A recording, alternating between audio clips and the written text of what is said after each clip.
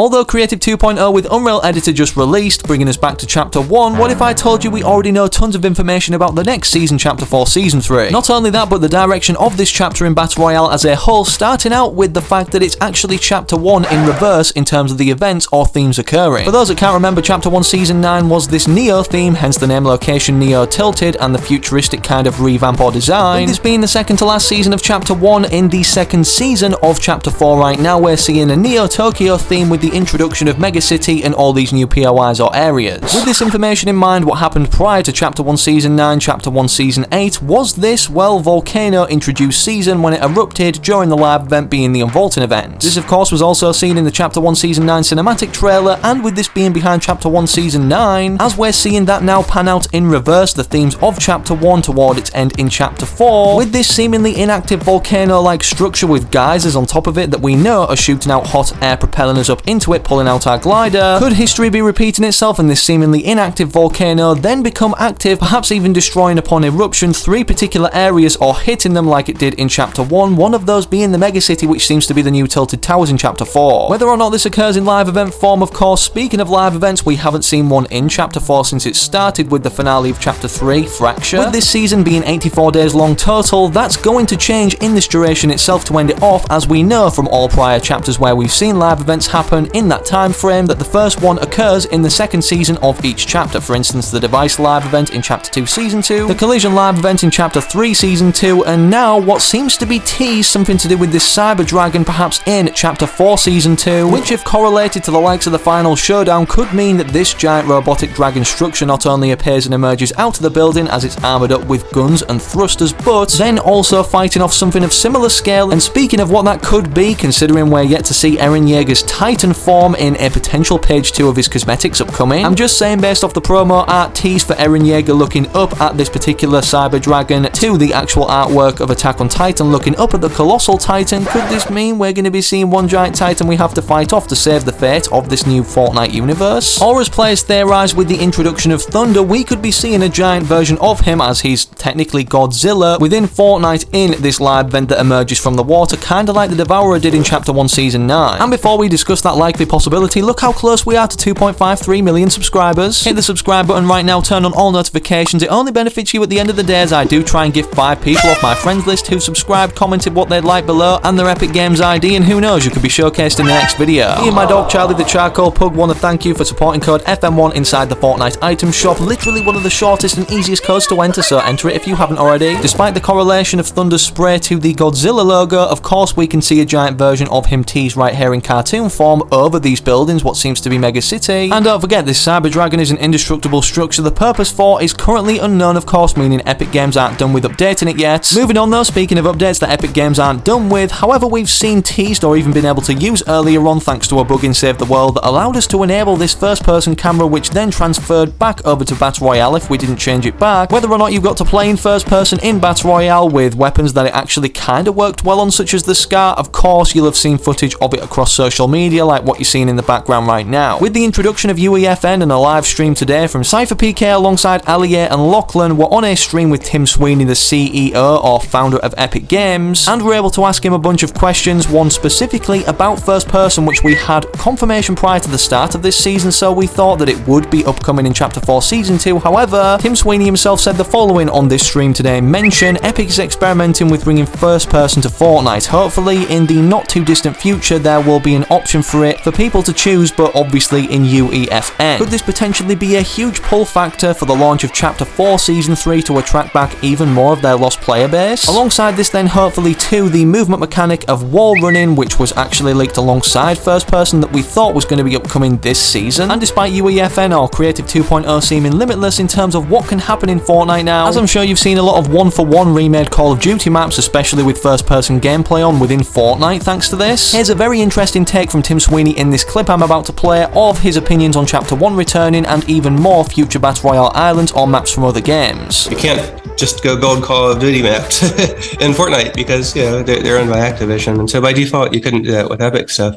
We've been like digging into how can we support the community's aspiration there without creating a precedent that like just totally breaks down in the future. And so I think what we're selling in there is like being cool with people remaking the Chapter one map specifically. Not necessarily all the other maps, and definitely not